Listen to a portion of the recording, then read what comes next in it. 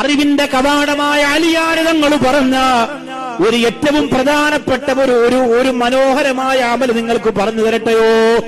എല്ലാവർക്കും ചെയ്യാൻ പറ്റുന്ന അമല, എല്ലാവർക്കും, കൊച്ചുകുട്ടികൾക്ക്, മുതിർന്നവർക്ക്, ചെറുപ്പക്കാർക്കും ഒക്കെ ചെയ്യാൻ പറ്റും.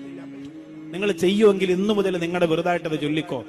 അതിന് ഷെയ്ഖ് ഇജാസത്തൊന്നും തരണ്ട. അലി റളിയല്ലാഹു അൻഹു പറഞ്ഞ അദ്ദേഹം തന്നെ രേഖപ്പെടുത്തി അദ്ദേഹത്തിന്റെ വാക്യത്തിലുള്ളതാ. അദ്ദേഹം പറഞ്ഞ ഇജാസത്ത് പ്രകാരം നിങ്ങൾ ചൊല്ലിക്കോ. മഹാനായ അലി റളിയല്ലാഹു അൻഹു പറയാൻ, സുബഹി നിസ്കാരം കഴിഞ്ഞാൽ 11 പ്രാവശ്യം സൂറത്തുൽ ഇഖ്ലാസ് അലി റളിയല്ലാഹു അൻഹു പറയാൻ 11 പ്രാവശ്യം ഔദോട് കൂടി ചൊല്ലണം.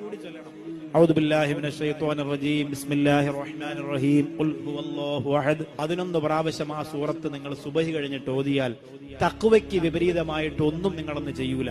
വിളിക്കാന്ന് പറഞ്ഞ കാമുകി വിളിക്കൂല, പാർക്കിൽ പോയാൽ അവളെ കാണൂല, പലിശ തരാന്ന് പറഞ്ഞാൽ അവനെ കിട്ടൂല, ഒരു പരിപാടി നടക്കൂല. തഖ്വയ്ക്കെതിരായ ഒരു കാര്യം നടക്കൂല. നിങ്ങൾ പരീക്ഷിച്ചു നോക്ക്.